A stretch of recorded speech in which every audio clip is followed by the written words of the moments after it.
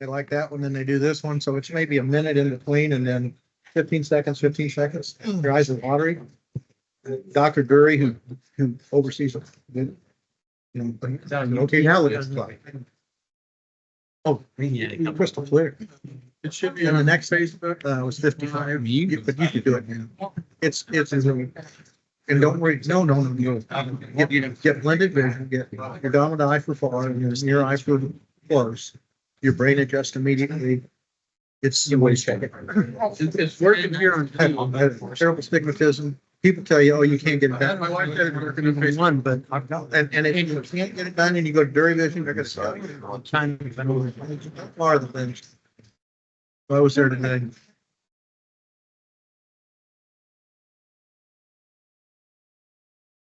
Uh-huh.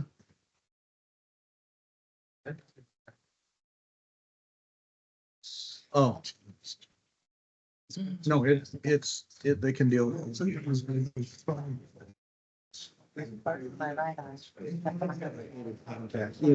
Good ones. I've never known.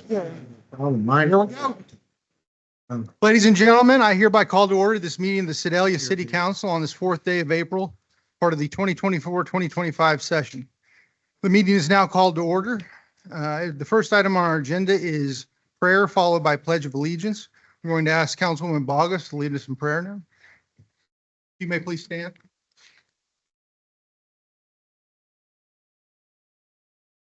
Father, we come to you tonight asking that you give us guidance and wisdom for this council meeting tonight.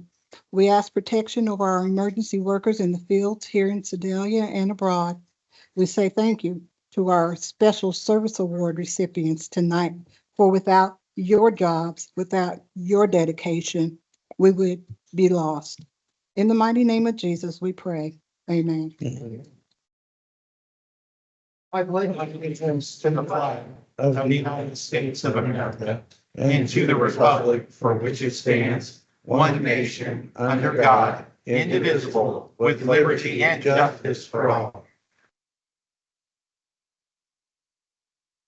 Roll call, please. Robinson, Yes. Oldham, Here. Marshall, Here. Bogus, Here. Hiller, Here. Cross, Here. Foster, Here. Bliss. Here. Okay, next item on our agenda is our service awards. We're going to invite up Chief Woolery to go ahead and present our service award that we have.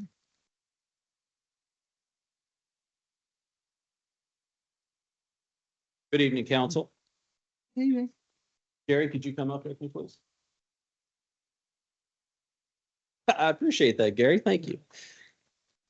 Gary Reynolds, or Little Gary, as we call him, at the police department, started working full-time for the city of Sedalia on March 26th of 1995.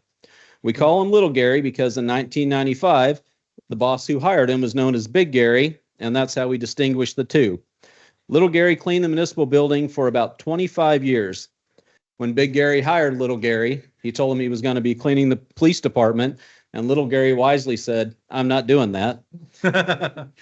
Big Gary told him just try it for a few weeks and see how it goes. 30 years later, I had the distinct privilege to present Gary with his 30-year pin. Gary is more than a custodian. He is our family. When the new police department was built, one of the most important things we managed to negotiate was taking Little G with us. Gary has been maintaining the new police department for about 6 years, and he is the sole reason that the building still looks and smells brand new. Gary means much more to us than someone who cleans the building. When we have training or any event at the PD, Little Gary wants to know how he can make preparations to ensure we have everything we need to make it go smooth. He will clean the area, deep clean the area that we're going to be using, and ensuring we have plenty of trash cans available for whatever it is and get it looking pristine as soon as the event is over. In Gary's own way, he is a mentor to our agency. His longtime friends can count on a message during the holidays where he takes time to let us know that he's thinking about us. And new officers oftentimes get a pep talk about sticking with it and recognizing the blessing it is to serve. If you want to see an example of what it is to work hard with quiet grace and pride, I cannot think of a better model than Gary Reynolds. Gary, congratulations, buddy.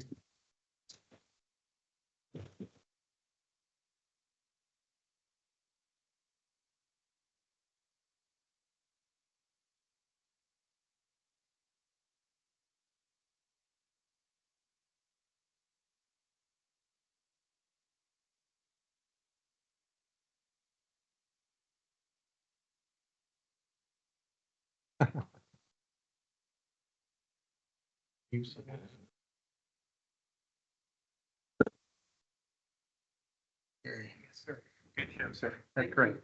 Of course.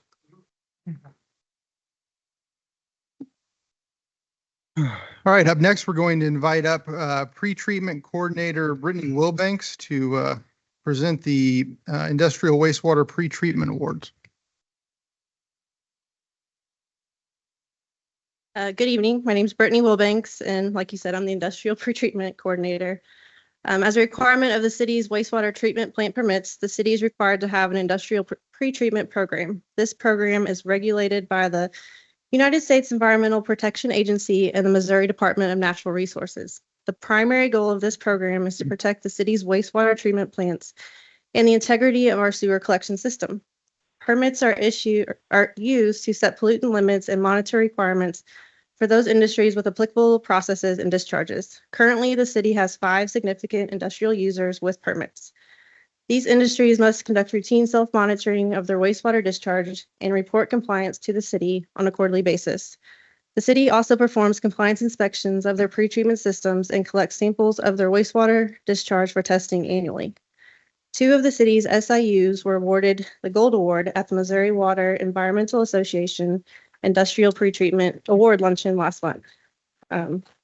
These industries maintained 100% compliance with their significant industrial user permit in 2024. At this time, I would like to recognize Nucor Steel and Stanley Black & Decker.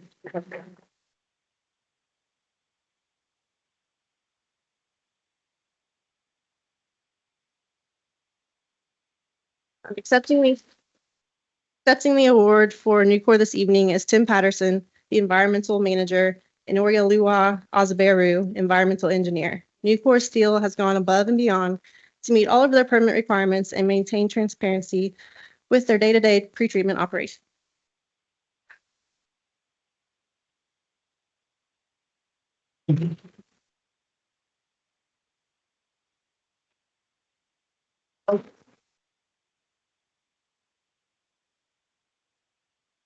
Accepting the award for Stanley Black & Decker is Taylor Robinson, the environmental and Thank safety you. manager for Stanley Black & Decker. Stanley Black & Decker not only achieved Good work. 100% compliance, but continues to maintain an organized and well-managed facility and pretreatment operation.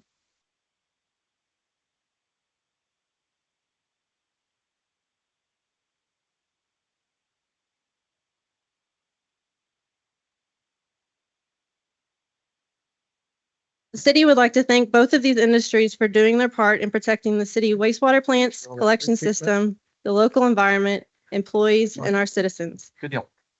As a coordinator, I'm looking forward to continuing to improve the city pretreatment program. It takes dedication such as this, where industries in the city of Sedalia cross paths and enhance the foundation for the future of the industrial pretreatment program. Thank you. Very good. Thank you. Up next, we'll invite up Chief Irwin.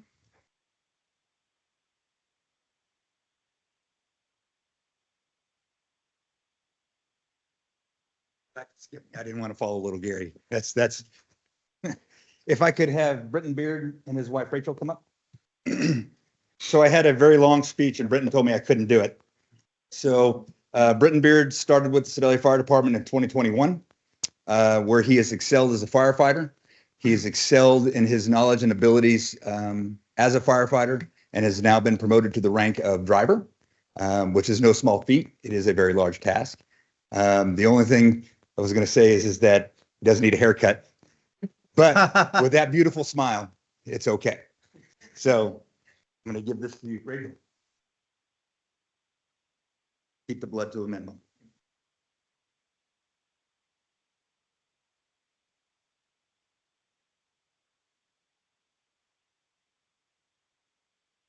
Britton Beard, I'm sorry, we have to come to the top.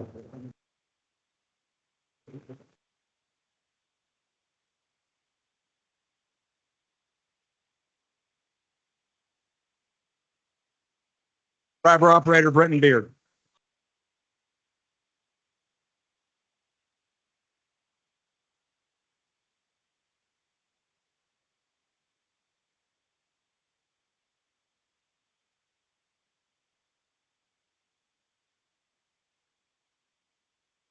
Good show, boss. Bet for that.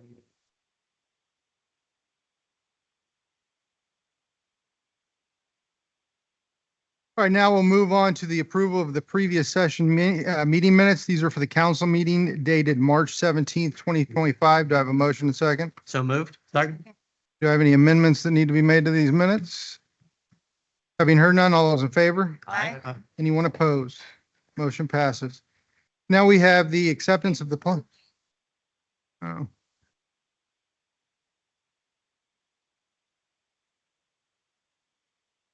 Part of the issue that we're having with the audio. okay. It's online. Well, we will try to speak louder for you then. Now we'll move on to the acceptance of the Planning and Zoning Commission meeting minutes. These are dated September 4th, 2024. Do I have a motion and a second from the council? So moved. I have a motion and a second. Do I have any council discussion regarding these minutes? Having heard none, all those in favor? Aye. Anyone opposed? Motion passes.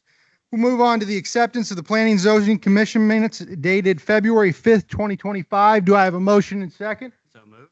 I have a motion and a second. Do I have any council discussion regarding these minutes? Having heard none, all those in favor? Aye. Anyone opposed? Motion passes. We'll now move on to the roll call of standing committees. Up first, we have Finance Administration. Chairwoman Bogus, you have the floor. Thank you. We have 3 items under Finance and Administration tonight. First item being an agreement for the ERP system.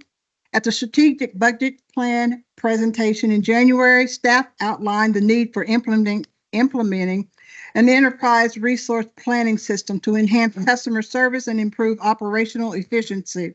After a thorough review, staff recommended Tyler Technologies as the preferred vendor.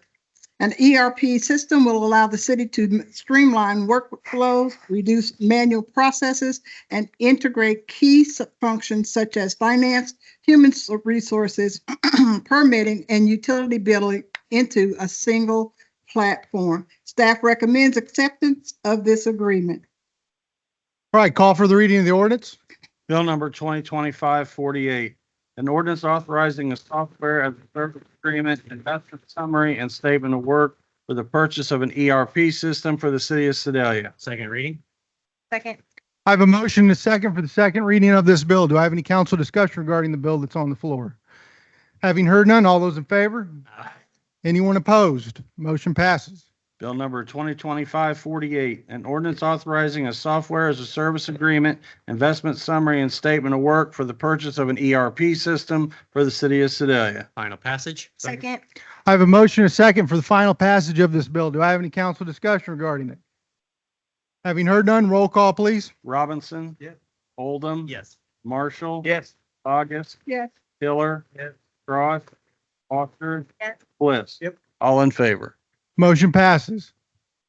On our second item, it is amending the personnel regulations. The city is undertaking an update to the personnel policy manual to ensure alignment with current legal standards, operational practices, and organizational structure. This policy update ensures that the manual remains a relevant, legally compliant, and streamlined resources for both employees and management. Staff recommends acceptance of the policy changes. Call for the reading of the ordinance. Bill number 2025-49, an ordinance amending various sections of the Personnel Regulations Manual of the City of Sedalia, Missouri. Second reading. Second. I have a motion and a second for the second reading of this bill. Do I have any council discussion regarding it? Having heard none, all those in favor? Aye. Anyone opposed? Motion passes. Bill number 2025-49, an ordinance amending various sections of the Personnel Regulations Manual of the City of Sedalia, Missouri. Final passage. Second. I have a motion and a second for the final passage of this bill. Do I have any council discussion regarding it? Having heard none, roll call, please. Oldham. Yes. Marshall. Yes. Bogus. Yes. Hiller. Yes. Cross. Yes. Foster. Yes. Bliss. Yes. Robinson. Yes. All in favor. Motion passes. Our third item tonight is approval of records destruction request from the city clerk's office. The city clerk's office has identified records currently on file that have met or exceeded the required retention period as established by the Missouri Secretary of State's local government records management guidelines. In accordance with these guidelines, the records are eligible for destruction. The clerk's office respectfully requests City Council authorization to proceed with the destruction of these documents, ensuring compliance with state records, management policies, and best practices. Do I have a motion and a second on the records destruction request? Motion to approve. Second. I have a motion and a second. All those in favor? Anyone opposed? Motion passes. That ends our report. All right, thank you, Chairwoman Vargas. Next, we have Public Works. Chairman Hiller, you have the floor. Yeah, I have 6 items tonight for consideration. During the March 17th, 2025 City Council meeting, council unanimously directed the staff to prepare an ordinance establishing a four-way stop at the intersection of West Third Street and South Park Avenue. The request oriented from the Citizen Traffic Advisory Commission, which voted 3-3 on the matter during their March 12th, 2025 meeting. In response to council's directive, staff has prepared the proposed ordinance to formally establish the four-way stop. City engineer Chris Davis provided a memo outlining key considerations, including references to city code and federal regulations. His memo emphasizes the importance of following the guidance from the manual on uniform traffic control devices, which recommends a traffic study to be conducted prior to the installation of multi-way stops to ensure appropriate application and public safety. Additionally, Amy Epple, Director of Park and Recreation, has submitted a memo expressing concerns about the proposed change. She notes that the intersection includes a fifth point of entry, Liberty Park entrance, and that future projects such as the planned bike trail extension along Third Street to the park may further impact traffic flow. Director Epple respectfully recommends delaying the implementation of the four-way stop until further study and evaluation can be completed to ensure the most effective solution is found.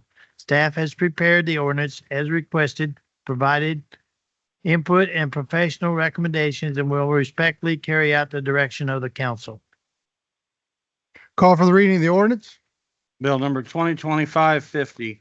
An ordinance establishing a four-way stop at the intersection of West Third Street and South Park Avenue. Second reading. Second. I have a motion and a second regarding the second reading of this bill. Do I have any council discussion regarding it?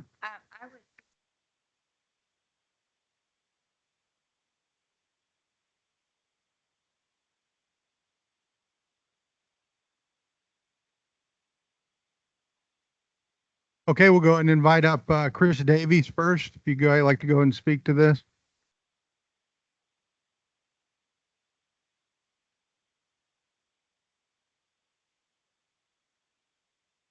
Good evening, Mayor, City Councilors, City Administrator. So I'm going to kind of paraphrase what is in the memo. And again, it's not making a decision or a recommendation for or against the four-way stop. There are guidelines within our ordinance and also that we use for designing traffic control devices within the city. And that, that is a manual on uniform traffic control devices. It is a national standard that is adopted by all 50 states and actually is required by the federal government to adopt it. There are 3 options that the states can do. Excuse me. The first is they can adopt the national standard. The second is they can make a supplement to that standard. And third is they can make a state standard. Missouri has adopted the state standard, adopted their own state standard. But the caveat is that it has to mirror what is in the MUTCD at the federal level. And it is also law that all streets that are open to the public have to follow those guidelines. In the installation of a four-way stop, this is probably boring to everybody else, but engineers.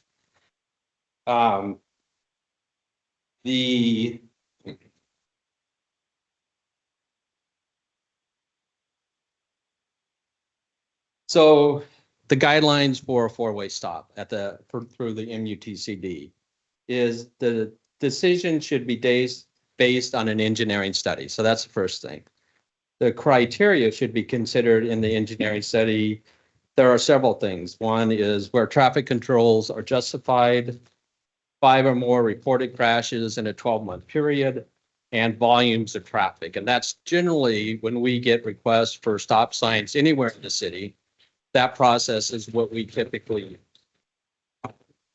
And we typically end up going, in our process, we contact the police department, ask for the crash history in the last 5 years, and then we do vehicle counts. And there's some, and if the minimum volumes aren't met, that's where we kind of stop our study. And we send it to the Traffic Advisory Commission and say, it doesn't meet the standards for either the installation of a stop sign or at a 4-way stop, it doesn't meet that criteria.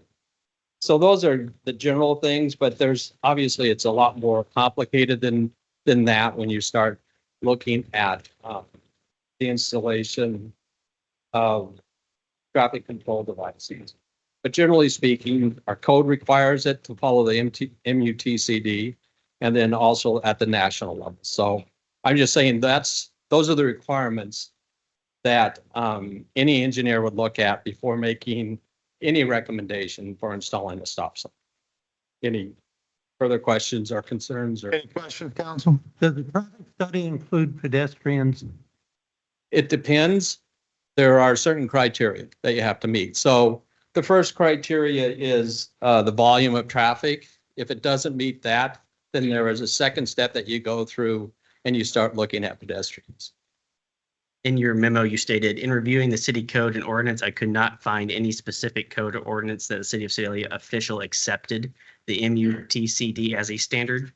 Yes. Can you expand on that? So we have not accepted it as a standard.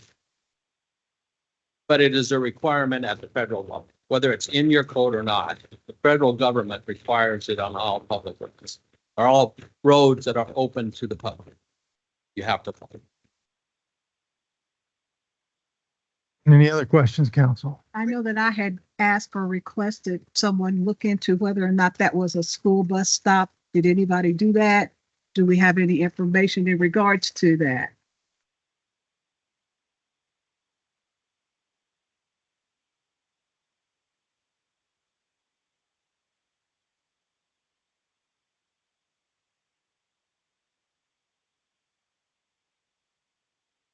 We'll go ahead and invite up now Director Apple to go ahead and speak. I wanted to ask Chris one question. Hey, does it Put a pin in it. really take into account the the geometry of the geography? That's kind of a unique off one. It is part of the study. So if you, I mean, you would do basically you do traffic counts, the accident history, you look at the benches, you look at bicycle, you look at the geometry of the intersection, and you also look, and that when you say geometry of the intersection, it's not just the legs of the intersection, but also driveways, other approaches to that intersection. Line of sight from each position Line you of could be sight. stopped at? Right. Okay, that's what I was concerned. It Okay. does do that. Yes. It would. In a blow-on study, yes, you would do all those things. Thank you. All right, now I want to invite up Director Apple. Thank you. Can you hear me okay? I just sent that memo just as a Parks Director. I definitely agree that intersection, there's a lot of different traffic flow coming in and out of that area. But I just asked in the memo just if you guys could consider doing a study on that. We have the bike trail getting ready to come down. In 2 years, we have the trail that'll connect from the Heckert going all the way through Liberty Park. So we have a lot of different things that are happening in that area. And I just want to make sure that we're doing it correctly and all working together to make the best solution for our community. Very good. Questions? Any questions, council?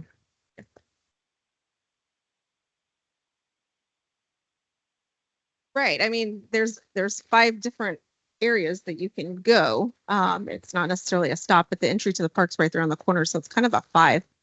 It's not a 5-way stop, but there's 5 different areas that you could be coming from or going to. It is a big concern. Yes, you have a lot of people that are going into the park right there. Sees, I look at you and I think of the lighting system now, the lights that go up for Christmas Light up Liberty. seasonally. And I've experienced this. It's worse right after dark, trying to pull into the park to go look at all the lights. So somehow we need to take that into account too. It's a busy traffic area, especially with the addition of the Heckert Community Center, and Convention Hall is just as busy as it was before the doors opened at the Heckert 3 years ago. So yes, it is a busy area.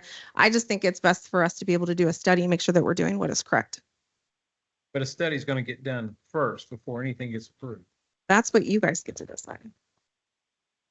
The bill on the agenda tonight is approving a stop sign at that location arbitrarily without a study. Okay, now we'll go ahead and Thank you. that's everything. Thank you. We'll invite up Chairperson Esquivel.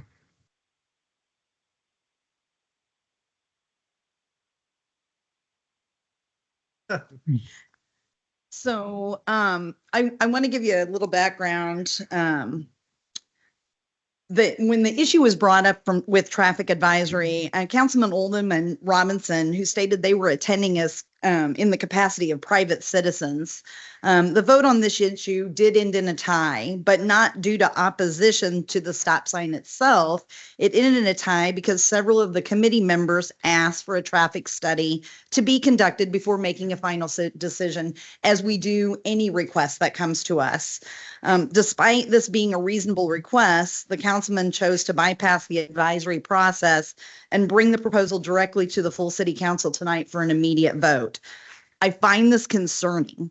Advisory committees exist for a reason, to ensure decisions are informed by data, public input, and the expertise of those with knowledge of traffic flow and public safety.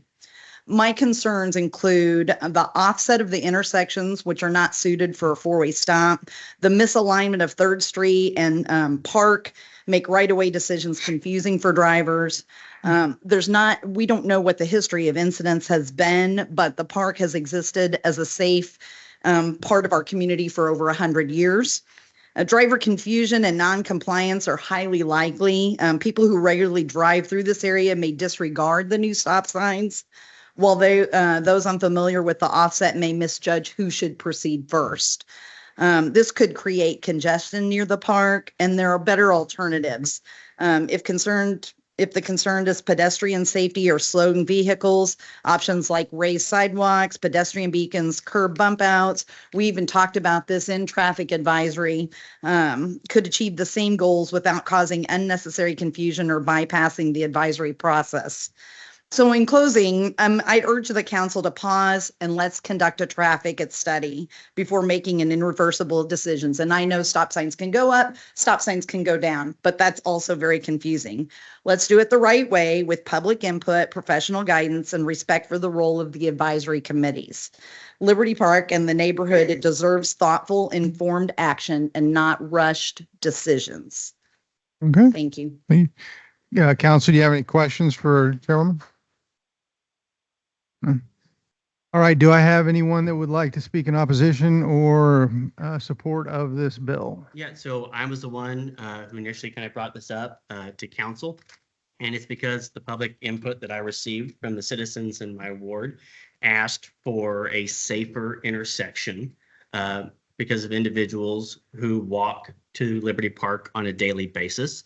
They're the ones who are encountering the traffic flow that's happening there along 3rd Street. Their request to us as their elected body is to make their neighborhood safer. And that's why they came to us. I have absolutely nothing against a study needing to be done because I think so much more needs to happen to that intersection than just an added stop sign. But I do believe a step needs to be taken for the safety of that intersection. And I think a stop sign is a very small move that we can make. I want a study be done almost immediately after this meeting. I think it needs to happen. But we have citizens who are asking us to make a move on this. And if our response to their need is going to be based off of what a study says, then there's not really a need for council to take any action at all. Staff can just take the direction from a study. If we're going to take the response from a study, there's not need for the citizens of the wards to advocate for their safety because a study will tell them that they're safe. And if there's just going to read the results of a study, there's not need for a Citizens Traffic Advisory Commission because we know how to read a study. We're the elected body and our citizens are asking us for a safer area. And I think we can give them that.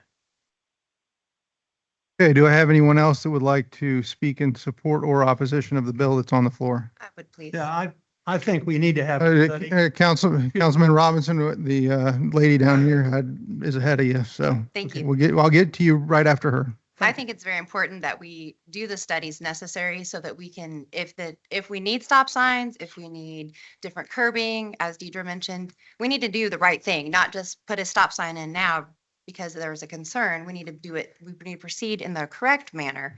And the studies are super important to know exactly what the right thing to do is, because the last thing we want to do is slap a stop sign in there that causes more problems.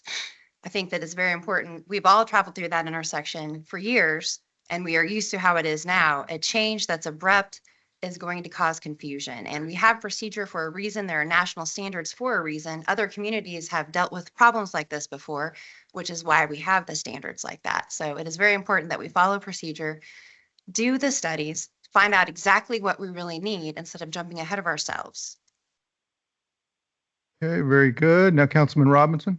I think we need to have the study to incorporate the study of the Katy Trail bike portion that's going to come down there, because we don't want to mess that up with this study. On the other hand, you don't want the study to take 2 years. Very good. Now we got Councilwoman Bogus. Well, as one who has had a family member have a very serious accident there and almost lost her life because of that, how it's set up. I think what I'm hearing is everyone says something needs to be done there. How should it be done and how quick should it be done? I think is what we're kind of stuck at. When we're talking about loss of life, you could very easily become sued because you didn't do anything in an area that you knew there was a problem there. So we don't want to get into that particular problem or situation. Again, you're thinking about the residents, you're thinking about our citizens of Sedalia. We need to make sure that they're safe. So, and that is not a safe area. I believe I'm hearing Amy say, yes, something needs to be done. I believe I'm hearing the Traffic Advisory Board saying, yes, there's something that needs to be done. So it's not that anybody is saying, no, we don't need to do anything there. We're just saying, let's do it in the correct way and in a timely manner. 6 months, a year, that's not a timely manner in my eyes. We need to get something done. Okay, do I have anyone else who would like to speak in support or opposition of the bill? Going once, going twice. We'll go ahead and move this to a vote. This is on the second passage or second reading, I believe. Second reading. All right, all those in favor? Anyone opposed? Yeah. Jason, can you poll the council? Robinson, No. Oldham, Yes. Marshall, Nope. August. Are we voting to move quickly ahead of this? We're moving to. Yes, the bill on the Yeah. floor is put a stop sign there. Miller, No. Cross. Foster, No. Bliss. That make a difference. No. You have 6 no and 2 yes. All right, the bill fails according to the vote. We'll go ahead and move on to the next matter. Okay, staff has been working diligently to secure the necessary easements to install water and sewage infrastructure to serve the new Prairie Hollow subdivision. Easements have now been obtained and signed for 7 properties. Each easement must be formally accepted by ordinance. Therefore, each easement will be presented as a separate item for council consideration. Staff recommends approval and acceptance of these easements to support the continued progress of the Prairie Hollow Utility Extension project. All right, we'll call for the reading of the first ordinance in relation to this matter. This is the one approving and accepting the permanent utility easement, and this would be located at 22810 Nottingham Drive. Bill number 2025-51, An ordinance approving and accepting a permanent utility easement and construction performance agreement for Prairie Hollow Water and Sewer Main Extension on property located at 22810 Nottingham Drive. Second reading. Second. We have a motion and second for the second reading of this bill. Do I have any council discussion regarding it? Having heard none, all those in favor? Aye. Anyone opposed? Motion passes. Bill number 2025-51, an ordinance approving and accepting a permanent utility easement and construction performance agreement for Prairie Hollow Water and Sewer Main Extension on property located at 22810 Nottingham Drive. Final passage. I have a motion and second for the final passage of this bill. Do I have any council discussion regarding the bill? Having heard none, roll call, please. Bogus, Yes. Hiller, Yes. Cross, Foster, Yes. Bliss, Yes. Robinson, Yes. Oldham, Yes. Marshall. Yes. All in favor. Motion passes. We'll go ahead and call for the reading of the second ordinance in relation to this matter. This is accepting the permanent utility easement at the property located at 27702 Hackberry Drive. Bill number 2025-52, an ordinance approving and accepting a permanent utility easement for Prairie Hollow Water and Sewer Main Extension on property located at 27702 Hackberry Drive. Second reading. Second. I have a motion and a second for the second reading of this bill. Do I have any council discussion regarding it? Having heard none, all those in favor? Aye. Anyone opposed? Motion passes. Bill number 2025-52, an ordinance approving and accepting a permanent utility easement, Prairie Hollow Water and Sewer Main Extension on property located at 27702 Hackberry Drive. Final passage. Second. I have a motion and a second for the final passage of this bill. Do I have any council discussion regarding it? Having heard none, all those in favor? Anyone opposed? Motion passes. We need a roll call vote. Oh, sorry, roll call. Hiller, Yeah. Cross, Foster, Yes. Bliss, Yes. Robinson, Yes. Oldham, Yes. Marshall, Yes. Bogus. Yes. All in favor. All right, we'll call for the reading of the third ordinance in relation to this matter. This is for the property located at 27701 Hackberry Drive. Bill number 2025-53, an ordinance approving and accepting a permanent utility easement for Prairie Hollow Water and Sewer Main Extension on property located at 27701 Hackberry Drive. Second reading. Second. I have a motion and a second for the second reading of this bill. Do I have any council discussion regarding it? Having heard none, all those in favor? Aye. Anyone opposed? Motion passes. Bill number 2025-53, an ordinance approving and accepting a permanent utility easement for Prairie Hollow Water and Sewer Main Extension on property located at 27701 Hackberry Drive. Final passage. Second. I have a motion and a second for the final passage of this bill. Do I have any council discussion regarding it? Having heard none, roll call, please. Cross, Foster, Yes. Bliss, Yes. Robinson, Yes. Oldham, Yes. Marshall, Yes. Bogus, Yes. Hiller. Yes. All in favor. All right, now we'll go ahead and call for the reading of the sixth ordinance in relation to this matter. This is approving and accepting the permanent utility easement for track 7 of the Prairie Hollow development. You skipped Oh. track 5 and 6. Sorry, my mistake. Getting way ahead of myself. We'll go ahead and call for the reading of the ordinance accepting the permanent utility easement for tract 5 of the Prairie Hollow Water and Sewer Main Extension Project. Bill number 2025-54, an ordinance approving and accepting a permanent utility easement for track 5 for the Prairie Hollow Water and Sewer Main Extension. Second reading. Second. I have a motion and a second for the second reading of this bill. Do I have any council discussion regarding it? Having heard none, all those in favor? Anyone opposed? Motion passes. Bill number 2025-54, an ordinance approving and accepting a permanent utility easement for track 5 for the Prairie Hollow Water and Sewer Main Extension. Final passage. Second. I have a motion and a second for the final passage of this bill. Do I have any council discussion regarding it? Having heard none, roll call, please. Foster, Yes. Bliss, Yes. Robinson, Yes. Oldham, Yes. Marshall, Yes. Bogus, Yes. Hiller, Yes. Cross. Yes. All in favor. All right, moving along to the fifth ordinance in relation to this matter. This is accepting the permanent utility easement for track 6 of the Prairie Hollow development project. Bill number 2025-55, an ordinance approving and accepting a permanent utility easement for Track 6 for the Prairie Hollow Water and Sewer Main Extension. Second reading. Second.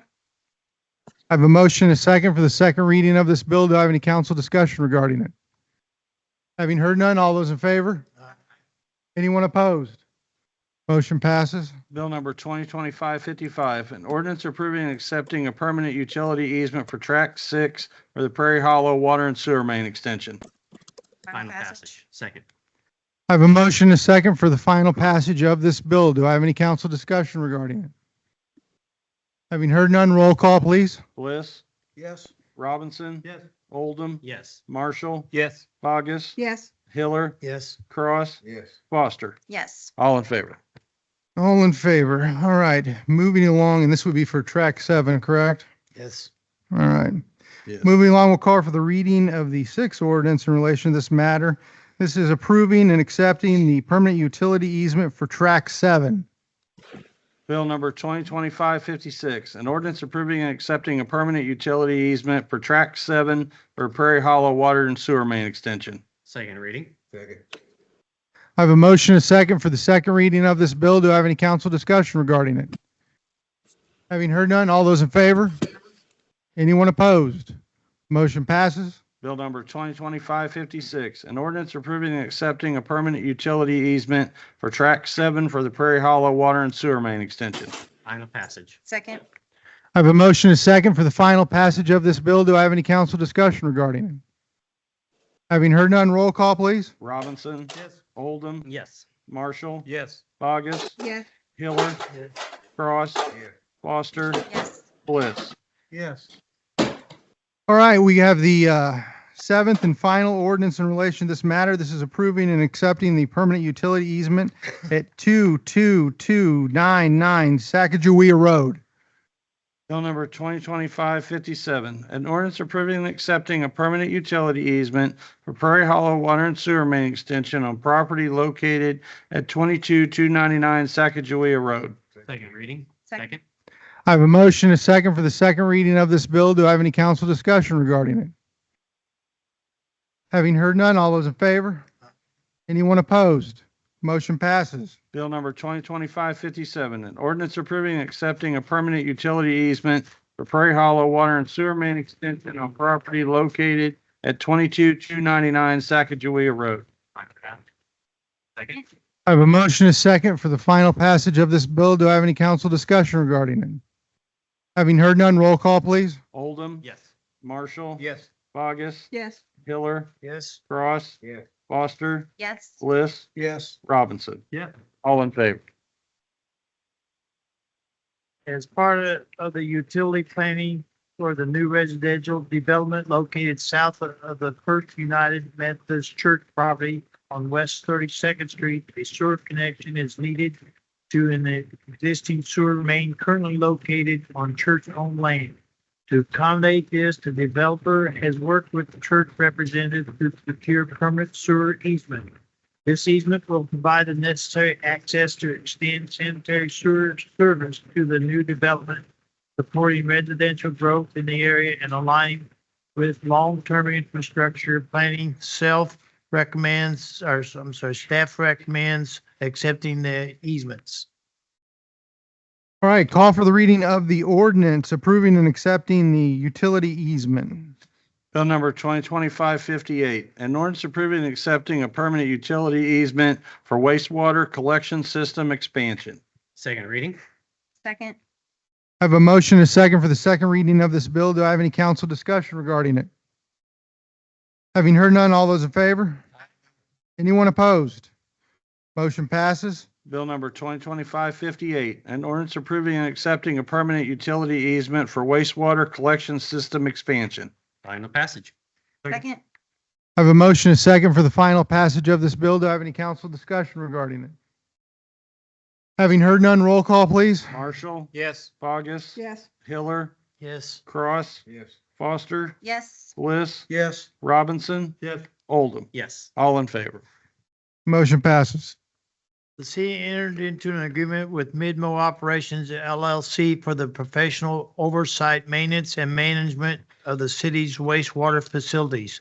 As outlined in the original agreement, the contract includes provisions for annual renewal and for incremental price adjustment. It is now time for the yearly renewal of this agreement. Midmo Operations LLC continues to provide satisfactory service in the management and operations of the city's wastewater facilities. Amendment 1 reflects the agreed upon annual rate increase. All right, call for the reading of the ordinance authorizing Amendment 1 to the professional services agreement. Bill number 2025-59, an ordinance authorizing Amendment 1 to Professional Services Agreement for operational oversight, maintenance, and management of wastewater facilities. Second reading. Second. I have a motion, a second for the second reading of the bill. Do I have any council discussion regarding the bill that's on the floor? Having heard none, all those in favor? Anyone opposed? Motion passes. Bill number 2025-59, an ordinance authorizing Amendment number 1 to Professional Services Agreement for operational oversight, maintenance, and management of wastewater facilities. Final passage. Second. I have a motion, a second for the final passage of this bill. Do I have any council discussion regarding the bill? Having heard none, roll call, please. Bogus, Yes. Hiller, Yes. Cross, Yes. Foster, Yes. Bliss, Yep. Robinson, Yes. Oldham, Yes. Marshall. Yes. All in favor. This is the second year the city has utilized the contracted weed trimming services at Crown Hill and Calvary cemeteries in place of hiring seasonal laborers. In previous years, the cemetery department experienced difficulty finding and retaining seasonal staff, which impacted the consistency of ground maintenance. To address this, a service contract was established to ensure regular professional edging and trimming around headstones, trees, shrubs, and other hard-to-reach areas. Throughout the cemeteries, funding for this service has been built into the department's budget to cover the costs. Bids were recently sought for the 2025 mowing season, and we received 3 bids.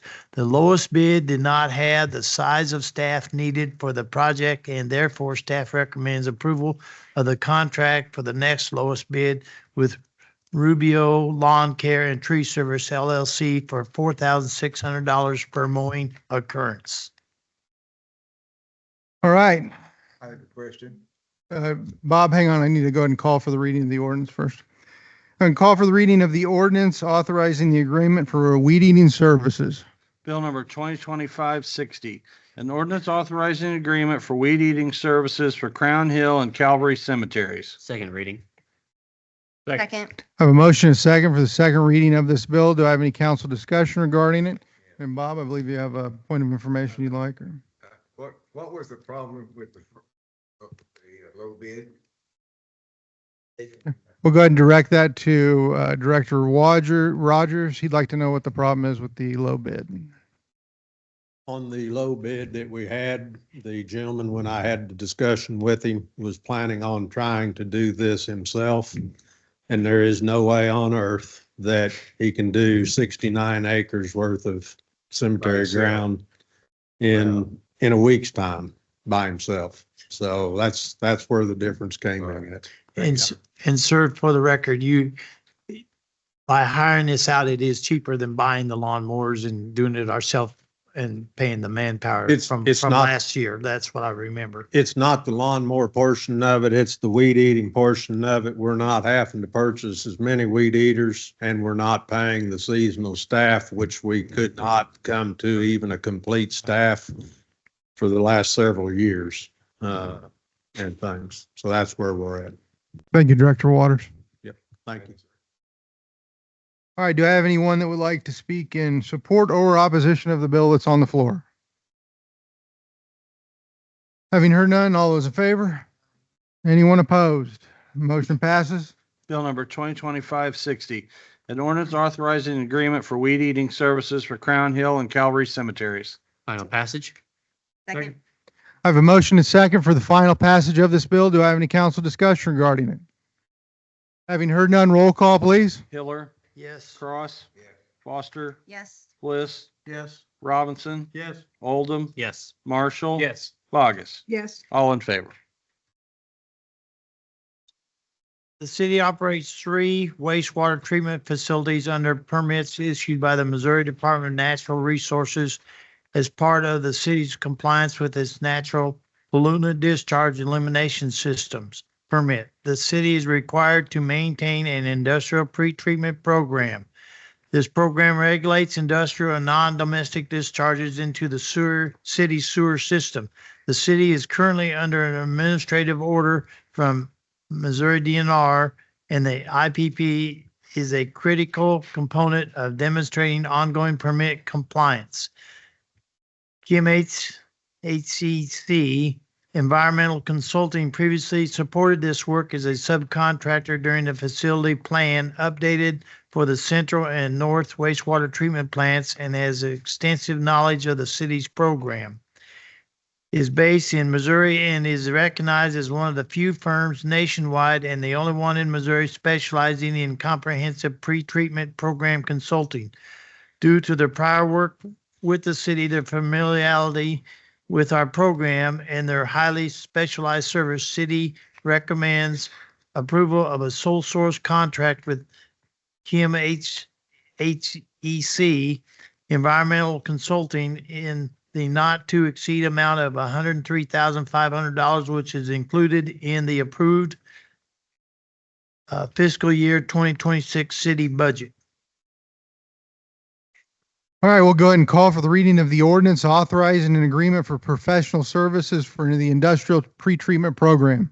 Bill number 2025-61, an ordinance authorizing an agreement for professional services for an industrial pretreatment program. Second reading. Second. I have a motion and a second for the second reading of this bill. Do I have any council discussion regarding the bill that's on the floor?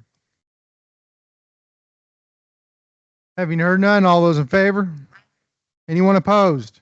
Motion passes. Bill number 2025-61, an ordinance authorizing an agreement for professional services for an industrial pretreatment program. Final passage. Second. I have a motion and a second for the final passage of this bill. Do I have any council discussion regarding it? Having heard none, roll call, please. Cross. Foster. Yes. Bliss. Yep. Robinson. Yes. Oldham. Yes. Marshall. Yes. Bogus. Yes. Hiller. Yes. All in favor. All right, motion passes, and thank you, Chairman Hiller. Thank you. Up next, we have public safety. Chairman Robinson, you have the floor. Public safety needs 2 ordinances. One is the acceptance of a bid for 2 police vehicles from WK incident. All right, we'll go ahead and call for the reading of the ordinance accepting the bid of the purchase of the 2 police vehicles for the police department. Bill number 2025-62, an ordinance accepting a bid for the purchase of 2 vehicles for the Sedalia Police Department. Second reading. Second.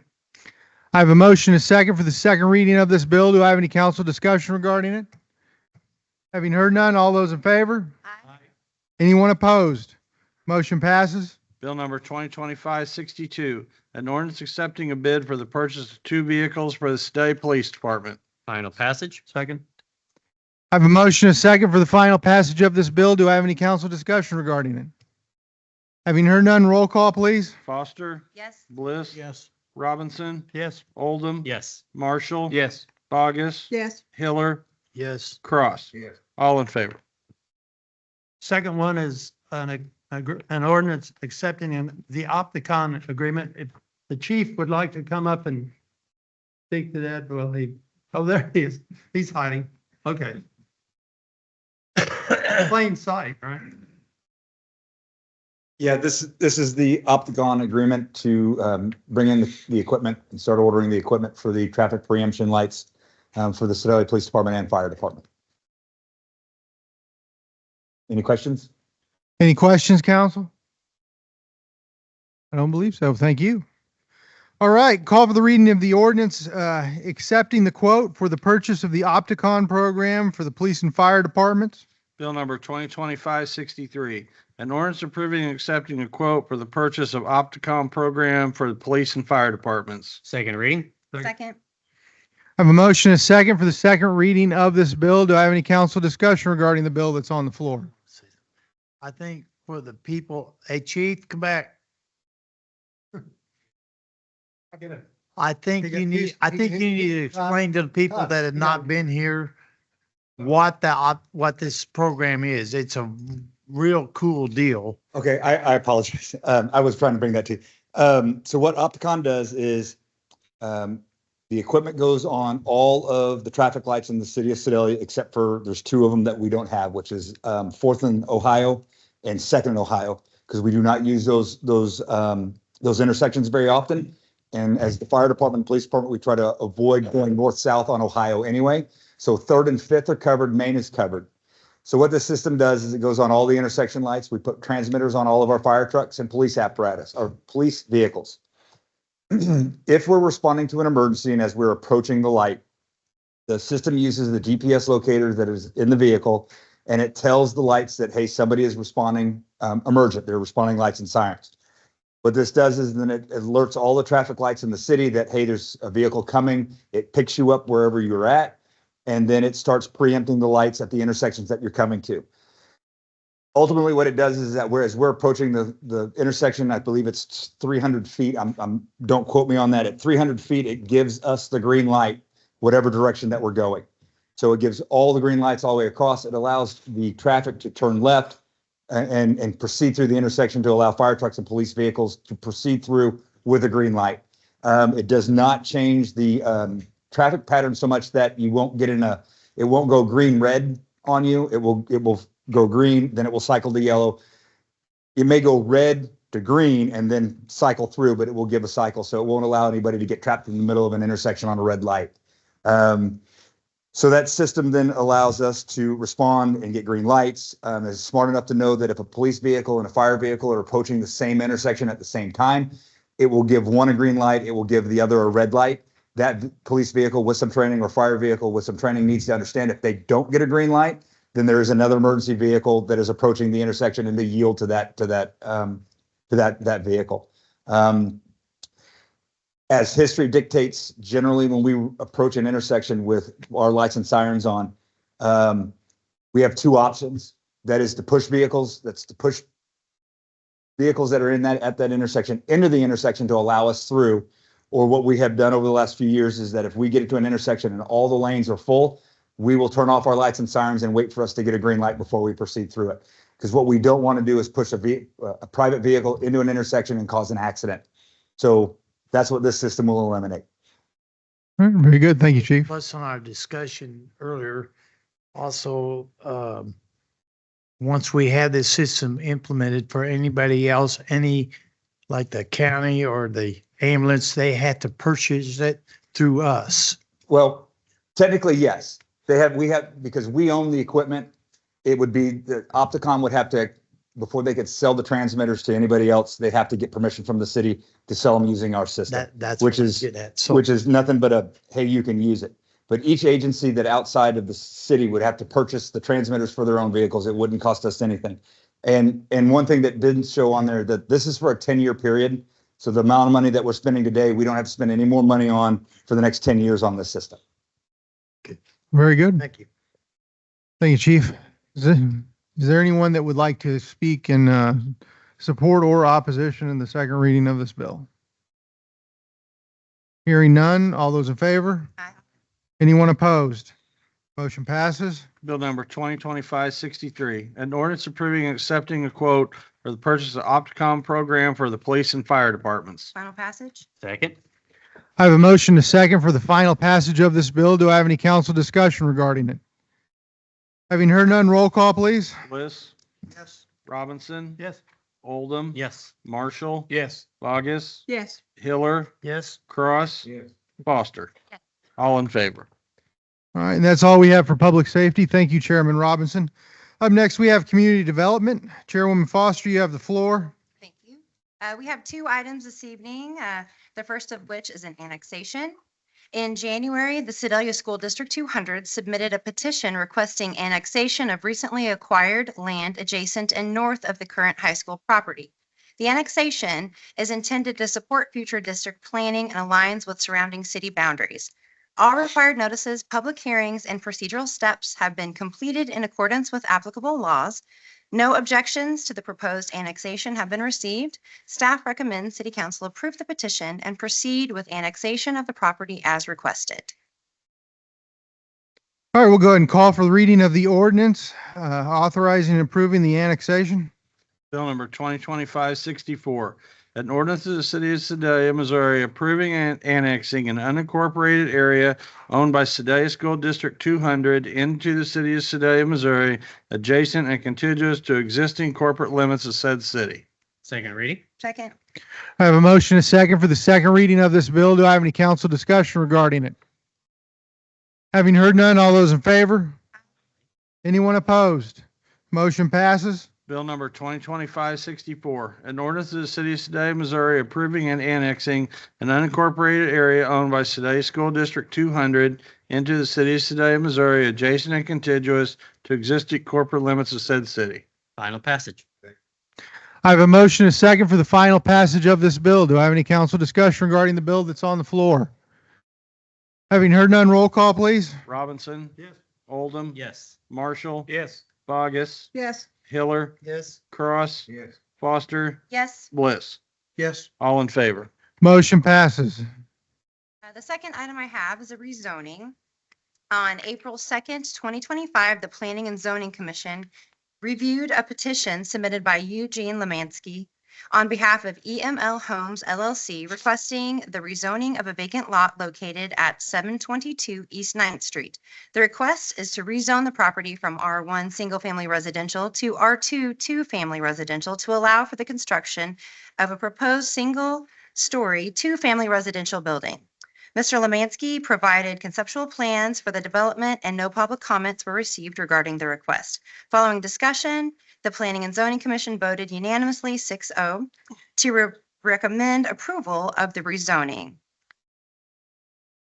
All right, call for the reading of the ordinance granting the zoning change. Bill number 2025-65, an ordinance granting a change in zoning classification from R1 Single Family Residential to R2 Two Family Residential on certain property located at 722 East 9th in the city of Sedalia, Missouri, in accordance with Chapter 64 of the City Code of the city of Sedalia, Missouri. Second reading. Second. I have a motion, and a second for the second reading of this bill. Do I have any council discussion regarding it? Having heard none, all those in favor? Anyone opposed? Motion passes. Bill number 2025-65, an ordinance granting a change in zoning classification from R1 Single Family Residential to R2 Two Family Residential on certain property located at 722 East 9th in the city of Sedalia, Missouri, in accordance with Chapter 64 of the City Code of the city of Sedalia, Missouri. Final passage. Second. I have a motion, and a second for the final passage of this bill. Do I have any council discussion regarding the bill that's on the floor? Having heard none, roll call, please. Oldham. Yes. Marshall. Yes. Bogus. Yes. Hiller. Yes. Cross. Yes. Foster. Yes. Bliss. Yes. Robinson. Yes. All in favor. All right. Let's see. Thank you, Chairwoman Foster. Up next, we have liquor licenses and other business. Go ahead and call for the reading of the liquor licenses. We have 4 renewals tonight. Scott Hewitt doing business as Colton Steakhouse and Grill at 4101 West Broadway for liquor by the drink and Sunday sales. Abigail Carney doing business as Aldi number 88 at 3701 West Broadway for packaged liquor and Sunday sales. Paige Shearer doing business as the local tap at 700 South Ohio for Sunday sales. And Nicole Walker doing business as Broadway Liquor and Smokes at 2610 West Broadway for packaged liquor and Sunday sales. Motion to approve in block. Second. I have a motion, and a second to approve in block. Do I have any council discussion regarding these liquor licenses? Having heard none, all those in favor? Anyone opposed? Motion passes. We'll now move on to any miscellaneous items from the city council or interim city administrator. Council, do you have anything? I have something, please. I don't think we finished properly with the four-way stop on the West Third intersection. I think it's appropriate to make a motion that goes back to traffic advisory so then they can perform the proper procedures and if we need to move forward with that. Well, would you like to make that motion, Councilwoman? Yes, please. I have a motion on the floor. This will send this matter back to Traffic Advisory Commission for them to study and weigh in.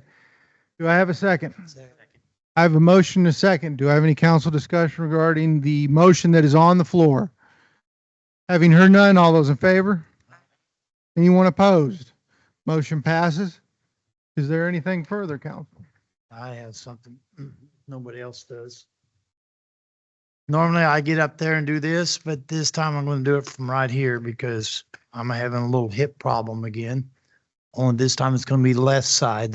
May the 6th, they're going to take it out. So, Saturday was our fundraising Dare Car Show. My 34th year of doing this, long before I was on this council.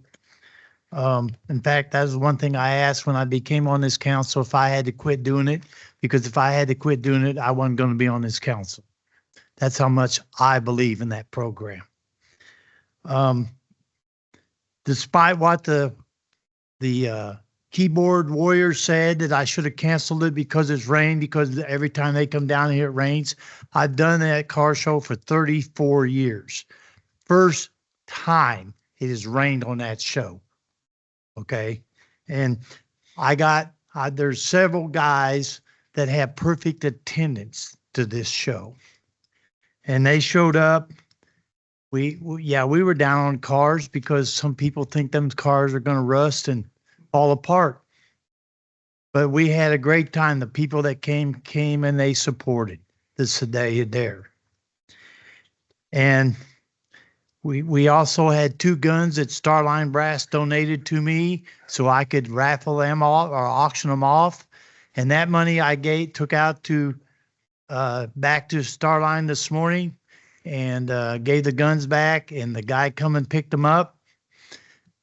We raised $625 for retrieving freedom for 2 guns, a rifle and a pistol, both of them 22s, that actually you could go buy them new for $400.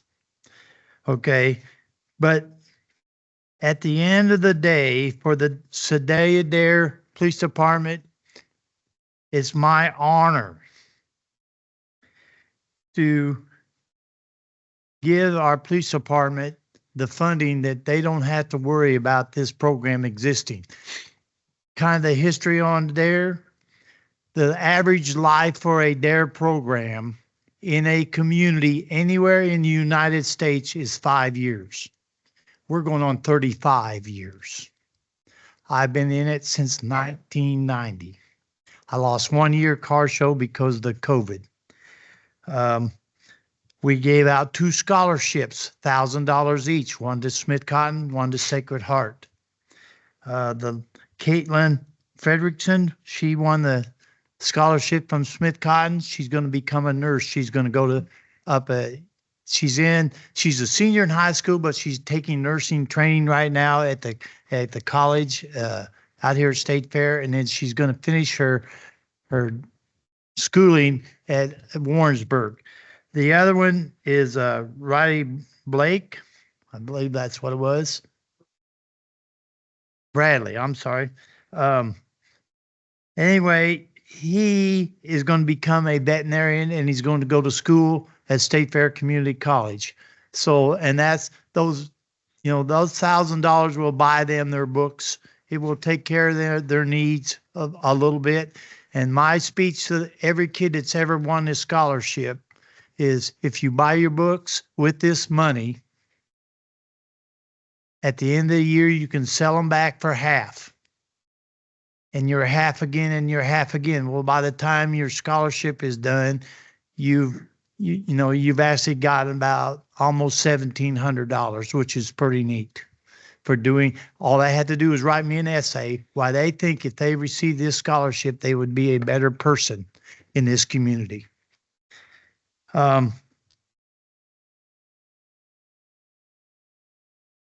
Anyway, if I could have Chief shoot, my mind went blank. Woolery, yeah, I knew that was right on the tip of my tongue. And Dare Officer Brad Beard. Brad was with me all Friday afternoon and all day Saturday. It's my honor to present you these checks for, boy, I get emotional about this. $16,000 $859.99, because every penny we raise that day goes to this program, because we had no expense, because it's all 100%, 100% supported.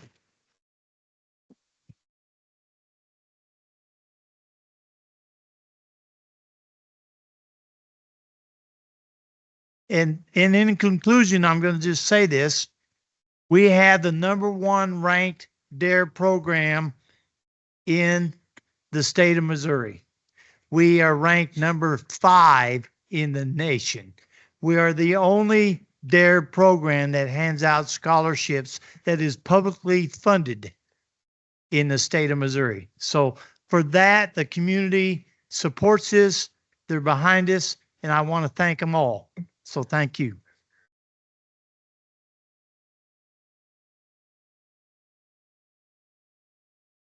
Anyone else?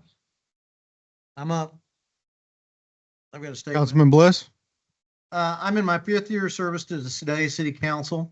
I was shocked and saddened in a portion of public comment 2 weeks ago. Saddened because I feel responsible for anytime anyone, any Sedalia citizen is upset leaving the chamber, and shocked that anyone would resort to slander to make political hay. When the reporter for Sedalia Democrat was accused of lying, I had to speak up and point out that the articles concerning recent demolitions were true, not a lie. Mr. Keel had purchased the house on North Stewart, and he made the decision to demolish that structure. The reporting by Chris Howe concerning the house across the street from Alan Weaver's business, it's right about 1500 South Stewart, was also true. I tried to make the point then, and it's worth repeating now, that a newspaper and other legitimate news sources have to hold themselves to a journalistic standard. They have to check the facts, tell the truth, and in most cases, look to both sides of the story. They need to provide facts we can count on and let us make up our minds. That is a foundational part of our society, rooted in our Constitution and guaranteed to us by the bloodshed of others who laid down their life for us. Freedom is not free. It comes with responsibility. Facebook and other social media don't hold contributors to the same standard, but Facebook is available 24/7 and, like it or not, has replaced the morning paper. Moving forward, the city has to put together some method to respond immediately and honestly to comments on Facebook and other e-communication. A group's hit my phone this week calling for new leadership and a removal of the current legal counsel, Lauber Law. The claim is the city has spent $1 million on legal fees during Mayor Dawson's tenure. I'm sure that's true, but it's a misleading statement. In my time on council, Sedalia has always spent around $400,000 per year on legal service. When you compare the 2 years before we hired Lauber Law to the first 2 years when Lauber Law was serving as our principal counsel, the 2 years under Lauber Law saw a savings of 11%. $400,000. That sounds like a lot to spend on legal fees. Remember, per year. Remember, the city has legal action every day, legal issues concerning employees, legal issues concerning real estate, legal action concerning dealing with the county, state and federal issues, police issues, easements, you name it. The city has to bear a large legal burden for all of us. The cost is going to stay the same or nearly the same, averaged year to year. If we change back to a local attorney, remember the local attorney will still have to hire outside counsel to deal with special situations. That's how we got involved with Lauber Law in the first place. They were hired for special counsel by our local attorney. They brought them on to deal with the TIF district years ago. The fact is, Sedalia is going to face $400,000 plus or minus in legal fees per year, no matter how we organize or who we hire for legal. I think it's important to get the other side of that issue stated. As a council member, I received a letter from our fire union listing their concerns from the last meeting. I share many of their concerns.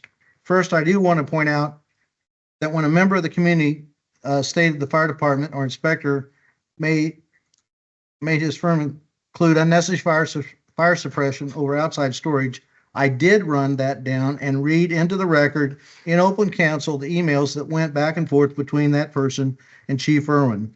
Those emails confirmed that the person was not required to install fire suppression over that storage area. The correspondence from fire was professional and clear. I am not sure if anyone from the union was aware of that. It did happen during this portion of the meeting. And if none of those folks are here, Chief, would you please make sure that I stated that again? Second, I was also disappointed in the treatment of Assistant Chief Shaw. I should have said something before now. It's been on my mind. It's kept me up a few nights. In a nutshell, Daniel's earned every position and every promotion he has received from Sedalia Fire. Daniel was actually employed with Sedalia Fire before his dad came to work for Sedalia. Kelvin originally served in the financial department and not a city administrator. When the city did a national search for a city administrator, they settled on Kelvin. At that time, Kelvin pointed out that technically he would be above Daniel in the city organizational chart. The council and mayor agreed at that time that was not a problem. Kelvin would have no influence on Daniel's employment or promotion or anything with Sedalia Fire Department. I can assure everyone there is nor has there ever been anything but transparency dealing with this situation. Daniel has to wear two hats, fireman and inspector. The inspector has a hat is a tough one to wear. Safety directors, OSHA compliance officers, safety trainers, all run across owners, contractors, officials like county officials, and that's kind of a wink, wink type of thing, that think all this safety stuff violates their freedom to operate their business as they see fit. Then they suffer through a fatality or a major injury. They suffer emotionally, they suffer financially, and they carry guilt the rest of their lives. They don't realize until it's too late that an accident is a chain of events, and the real kicker, the person that makes the mistake or resists the safety compliance, is often not the person that gets hurt or injured or killed. That's the foundation of a safety professional. Daniel is a safety professional. He's a young safety professional. He has to bear that burden on being the point of the spear for all of us. Daniel's also a Sedalia firefighter. He's a first responder. And if you're in trouble and need help, he's coming. Even if you slander him, if you hurt his family, he's coming to help you. That goes double for the other great employees of the city of Sedalia. Day in and day out, they provide police and fire. They provide your water. They remove your waste. They plan your city. They maintain your streets. They maintain your cemetery. They provide your recreation, and they keep your airplanes flying. It's been a pleasure to serve Sedalia for over 30 years. Even this last one. You can fuss and fight. We can agree. We can disagree. But it stops at slander, at words that are intended to do damage. Remember the golden rule and the commandment to bear no false witness. Sorry.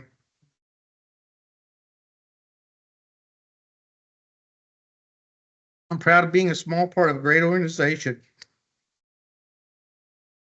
I've tried my best to represent all of you, every one of you. City Council's a team, pure and simple. None of the 8 members can get anything done without the other. It's a lot different than I imagined it would be looking from the outside in. I wish all the council the best now and in the future. God bless you all. Peace be with you. Steve Bliss.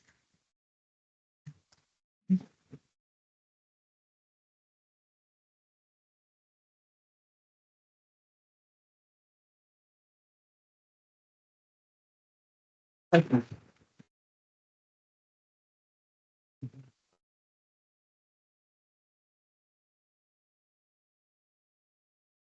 Thank you. Thank you.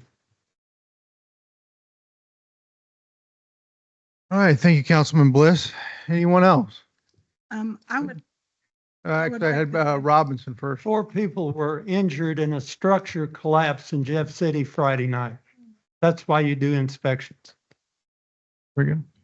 Are you, Councilwoman Bogus? I received an apology per my email today.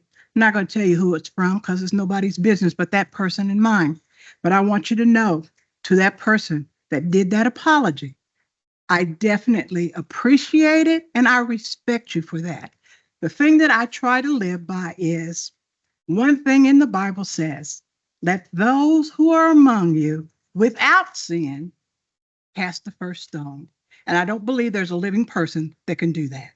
And again, I say to that individual that sent me that apology, I thank you and I appreciate it. Very good. Thank you, Councilwoman Bogus. Anyone else? Do you have anything? Thank you for.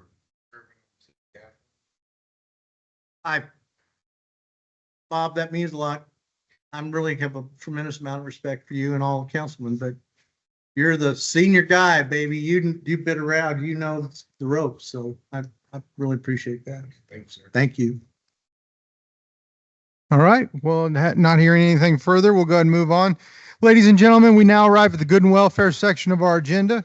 Before we begin, I'd like to remind everyone of the framework for this segment. Each speaker is requested to step forward, clearly state their name, their address, and will be allotted 3 minutes to present their statement. We are having some technical difficulties with the audio, so if you could please speak up whenever you're talking, that'd be great. Please note this is not a session for dialogue or debate with the council, nor is it a period for questions and answers. It is a time for you to make your voice heard, for us to listen, and your statements to be entered into the public record. We ask that all remarks be kept respectful and pertinent to community matters. So with that, we'll go ahead and call up Mr. David Goodson.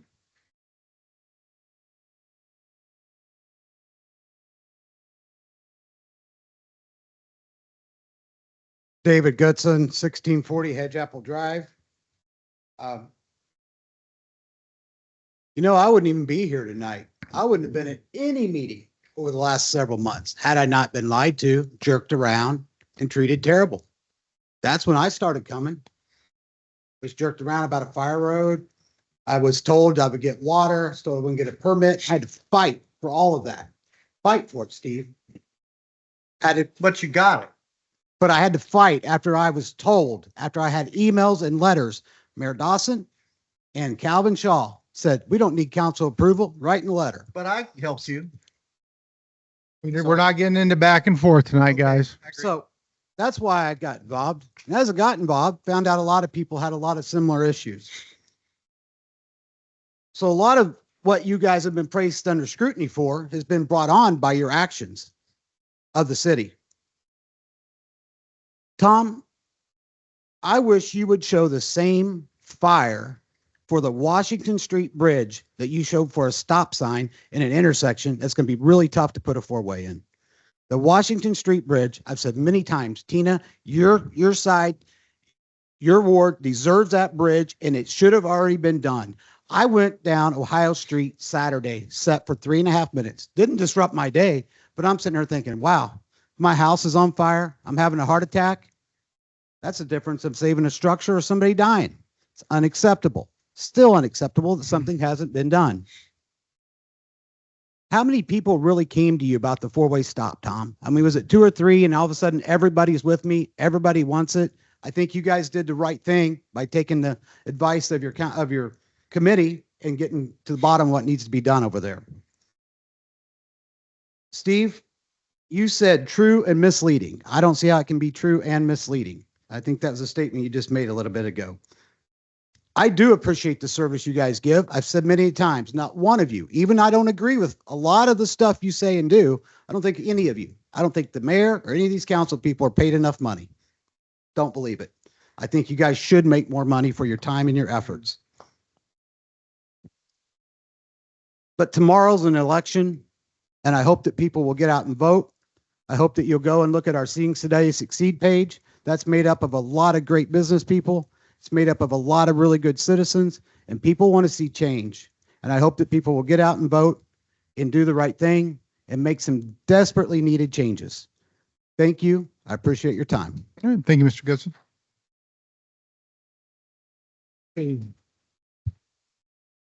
Up next, we have Michelle Abney.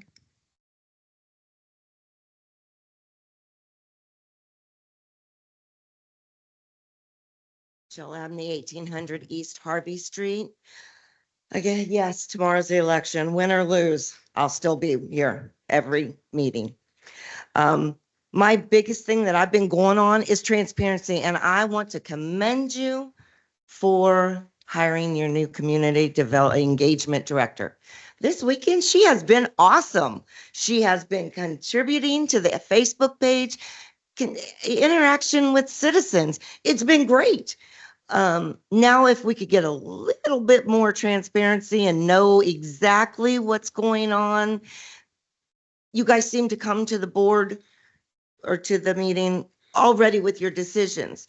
We want to know what those discussions are. That's the whole thing of transparency. I just want to know the discussions that you're having somehow beforehand, that you all know exactly how you're voting when you get here. Win or lose tomorrow. I'll see you next one. All right. Thank you, Michelle. All right, up next, we have Harry Hofert.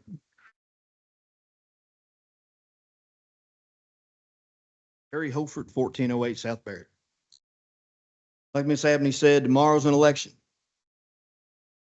You're going to see, I'm going to see, you're going to see whoever, if people in this community really like what's been going on. If we don't win, everybody knows it's going to stay the same way. Mr. Dawson, you and I had a discussion. We did. You gave me a book, told me to get it. Robert's Rule of Order. I went through there. All of you.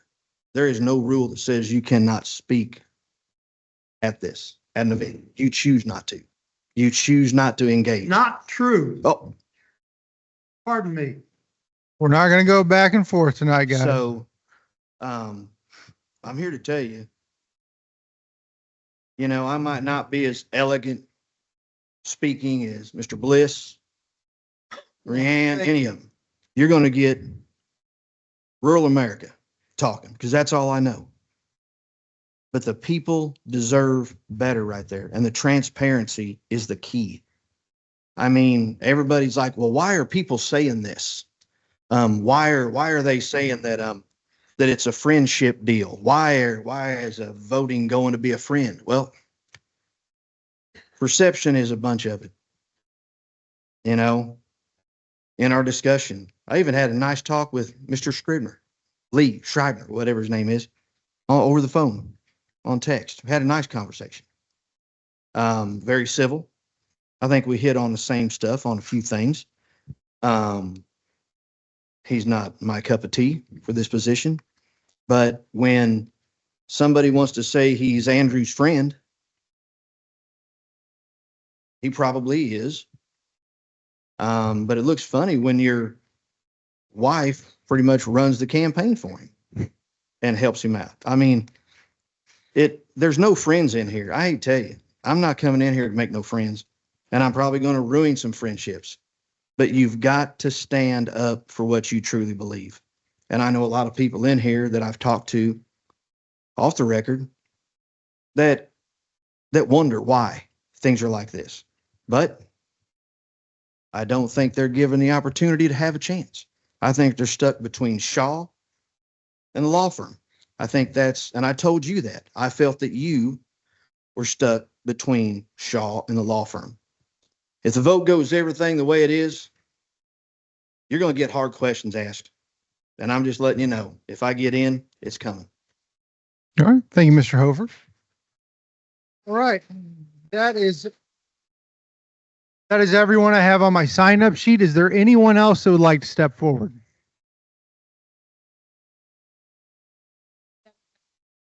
On East 12th. I try to have compassion for you all, but I'm still not there knowing what you all have allowed to happen and have done to some people here in Sedalia, especially the most vulnerable. This administration's lack of transparency has been purposeful, and when researched and attending council meetings for the last 14 months, sharing what I know is like spring cleaning your house. You got to make a big mess before you can organize it and get it the way it should be. That's what's happening here. It's election eve. I can't be more excited.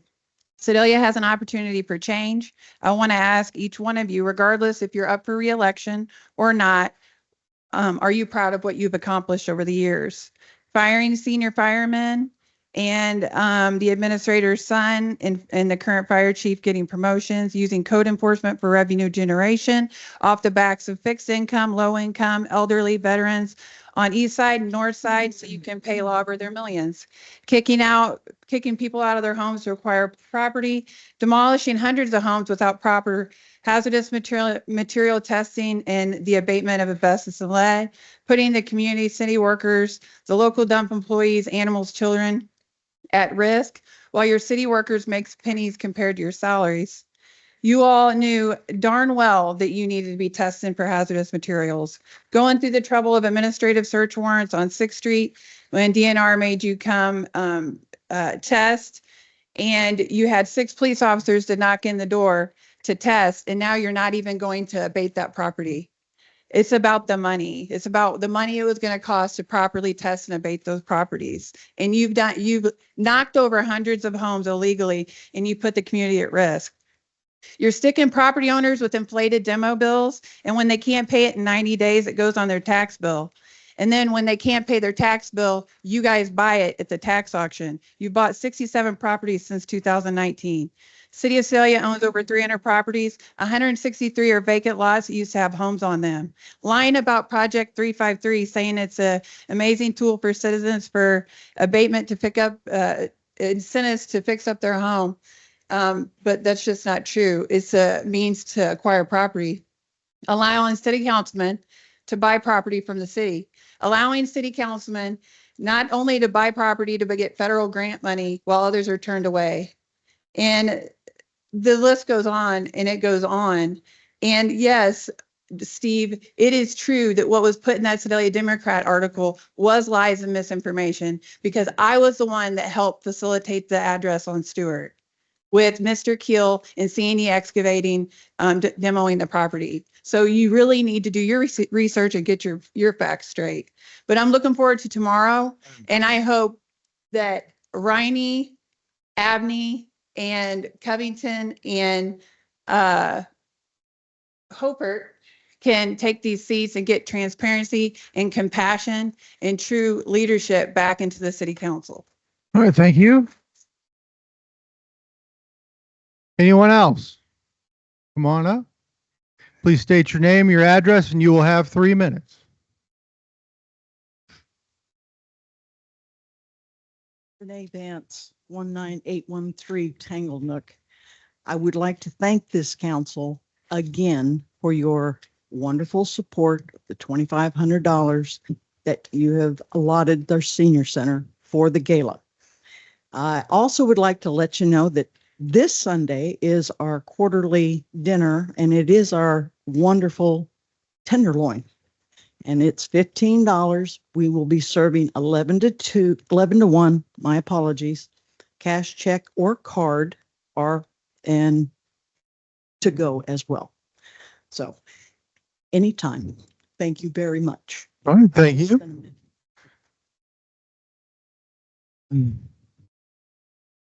Is there anyone else who would like to take some time here? Step forward, state your name, your address, and you have 3 minutes. Wayne Dixon, 906 Sylvia. You know, I see a lot of stuff that you guys can say yes to that should be no. And yes, we do have a councilman that says something.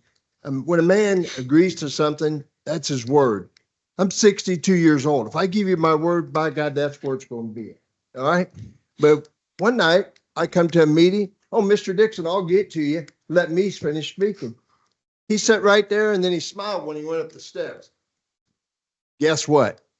If I was a whole lot younger and didn't need the extra weight on my shoulders, yeah, woman, you took me over to the county because you got to find out what it was about. I'm not looking for sympathy. I'm looking for empathy. I had 3 buildings over here last week, 9 inches of water in the basements because we got the sidewalk issue that you guys ignore. Okay. I just want this on record. Okay. Because I'm not stopping. I told you guys 3 minutes. That's fine. You stop me when you want, but I'm not stopping when the effect gets where it needs to go. Okay. So look, you guys need to pay attention to what's going on. We got a sinkhole right behind our buildings fixing to go down. Okay. There's no dirt under the alley. And there's a hole like this that water's washing dirt away. I call up here and guess what? I don't get the financial department to call me back. Today, I leave 3 messages. Your clerk, he's the only person that from that area that has the time to call me back. When I call for the inspection department, everybody's in meetings, bullshit. I come up here and guess what they're doing? They're on their cell phones doing this, okay? And every time I come up here, I'm asking for something important. Guess who calls me back? Brian. Brian says, leave me a message, I'll get back. And that's true, but nobody else wants to talk to me. So, you know, the thing of it is, guys, I'm not asking for sympathy. And if you know the definition of empathy, think about when you're saying yes up there, okay? Chris Marshall, you asked me to call you back. Did you get a phone call back from me? Yeah, you did. No, I did not. You got a voicemail on your cell phone? Nope. Okay. I got record No, of we my talked, we call. talked on the phone. We're not going back and forth, guys. So what I'm Made that clear basically tonight. saying, guys, is you want to have all 5 buildings down in Main Street, keep doing what we're doing, okay? Structure engineers has been here. It's been determined. I don't know why you guys can make yes answers on some dumb stuff, but you don't want to take care of important stuff that has to do with the historical part of Sedalia. All I right. asked for councilman, 8 people was invited to come down there and take a look. Out of 8, I got 2 people. Dwayne, thank you. Your time has expired. Like I said, the time expires here, but it's not finished yet. Thank you. All right, anybody else? Come on up. Seeing no more people, I motion to move to closed door session for legal advice, real estate, personnel, negotiations with employee groups, and negotiated contracts. I have a motion, a second on the floor to move to closed door session. Do I have any council discussion regarding that motion? Having heard none, roll call, please. Robinson. Yes. Oldham. Yes. Marshall. Yes. Bogus. Yes. Hiller. Cross. Foster. Yes. Bliss. Yep. Thank you. Stop that, please. Thank you. Appreciate it. You're a good mate.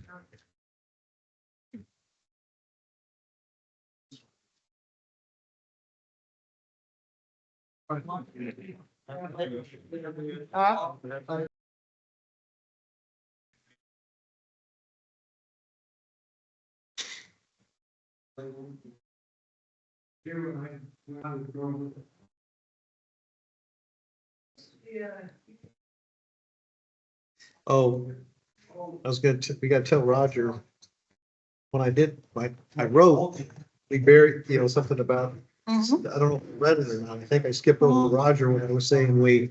No, you mentioned. Did I mention? Okay, good. I got to worry I left him out. He always seems to be the guy that gets Left out. I got him, okay. By that point, I was kind of on Mount. I'm just curious about what street that was. I don't know where it was. We mentioned. And How many do we have? Yeah.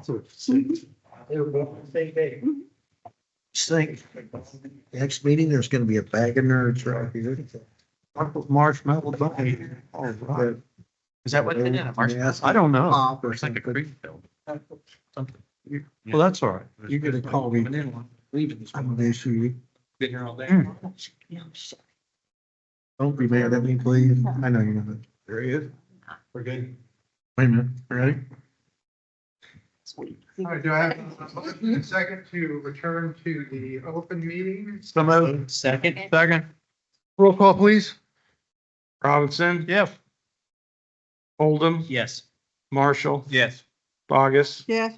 Hiller. Yes. Cross. Foster. Yes. Bliss. Yes. All right, up first call for the, sorry, that actually worked. They got it now. fixed. Every day. They got it fixed while we were up Oh, there. very good. That sounds great. It's way better than me yelling. Hear that? On the All move. right, call for the reading of bill number 2025-66. Bill number 2025-66. An ordinance approving a quitclaim deed and special warranty deed for the sale of properties commonly known as 1215 East Sixth Street and 1219 East Sixth Street from the city of Sedalia, Missouri to Daniel Lupenden. Second reading. I have a motion, a second for the second reading of this bill. Do I have any council discussion regarding the bill that's on the floor? Having heard none, all those in favor? Aye. Anyone opposed? Motion passes. Bill number 2025-66, an ordinance approving a quitclaim deed and special warranty deed for the sale of properties commonly known as 1215 East Sixth Street and 1219 East Sixth Street from the city of Sedalia, Missouri to Daniel Lupenden. Final passage. I have a motion, a second for the final passage of this bill. Do I have any council discussion regarding it? Having heard none, roll call, please. Marshall, Yes. Bogus, Yes. Hiller, Yes. Cross, Yes. Foster, Bliss, Yep. Robinson, Yes. Oldham. Yes. All in favor. Motion passes. We'll now call for the reading of bill number 2025-67. Bill number 2025-67, an ordinance approving a quitclaim deed for the sale of property commonly known as 1310 East Fifth Street from the city of Sedalia, Missouri to Daniel Lupenden. Second reading. I have a motion, a second for the second reading of this bill. Do I have any council discussion regarding it? Having heard none, all those in favor? Anyone opposed? Motion passes. Bill number 2025-67, an ordinance approving a quitclaim deed for the sale of property commonly known as 1310 East Fifth Street from the city of Sedalia, Missouri to Daniel Lupenden. Final passage. I have a motion, a second for the final passage of this bill. Do I have any council discussion regarding it? Having heard none, roll call, please. Bogus, Yes. Hiller, Yes. Cross, Yes. Foster, Bliss, Yes. Robinson, Yes. Oldham, Yes. Marshall. Yes. All in favor. Motion passes. We'll now call for the reading of bill number 2025-68. Bill number 2025-68, an ordinance approving a special warranty deed for the sale of property commonly known as 1620 East Fifth Street from the city of Sedalia, Missouri to Daniel Lupenden. Second reading. Second. I have a motion, a second for the second reading of this bill. Do I have any council discussion regarding the bill that's on the floor? Having heard none, all those in favor? Aye. Anyone opposed? Motion passes. Bill number 2025-68, an ordinance approving a special warranty deed for the sale of property commonly known as 1620 East Fifth Street from the city of Sedalia, Missouri to Daniel Lupenden. Final passage. Second. I have a motion, a second regarding the final passage of this bill. Do I have any council discussion regarding it? Having heard none, roll call, please. Hiller, Yeah. Cross, Foster, Yep. Bliss, Yes. Robinson, Yes. Oldham, Yes. Marshall, Yes. Bogus. Yes. All in favor. Call for the reading of ordinance number 2025-69. Bill number 2025-69, an ordinance approving a special warranty deed for the sale of property commonly known as 501 East Boonville Street from the city of Sedalia, Missouri to Sadie Drake LLC, a limited liability company. Second reading. Second.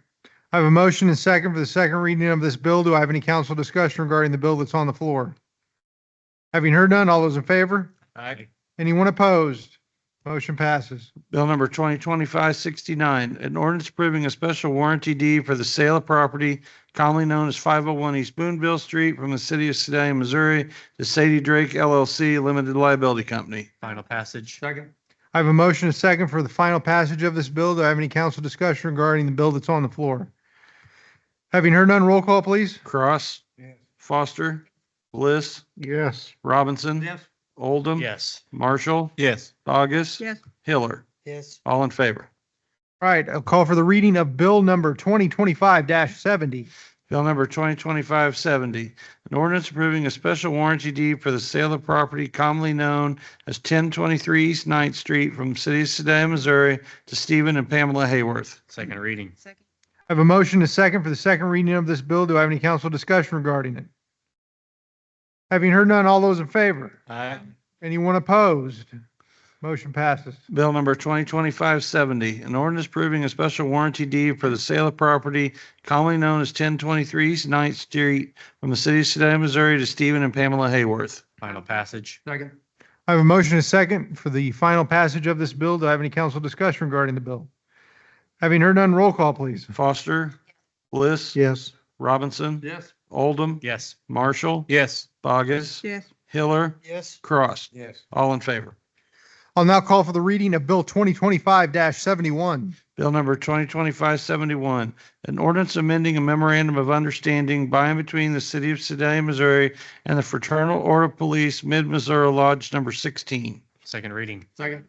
I have a motion and a second for the second reading of this bill. Do I have any council discussion regarding the bill that's on the floor? Having heard none, all those in favor? Aye. Anyone opposed? Motion passes. Bill number 2025-71, an ordinance amending a memorandum of understanding by and between the city of Sedalia, Missouri and the Fraternal Order of Police, Missouri Lodge number 16. Final passage. I have a motion and a second for the final pass. Do I have a second? Second. Now have a motion and a second for the final passage of this bill. Do I have any council discussion regarding it? Having heard none, roll call, please. Bliss, Yes. Robinson, Yes. Oldham, Yes. Marshall, Yes. Bogus, Yes. Hiller, Yes. Cross, Yeah. Foster. All in favor. Motion passes. I will now entertain a motion to adjourn the open session. So moved. Second. Second. I have a motion, and a second. All those in favor? Aye. Anyone opposed? Meeting adjourned. Anyone opposed? Oh, sorry. It's candy. It's candy. I'm in, not bad. I enjoyed it.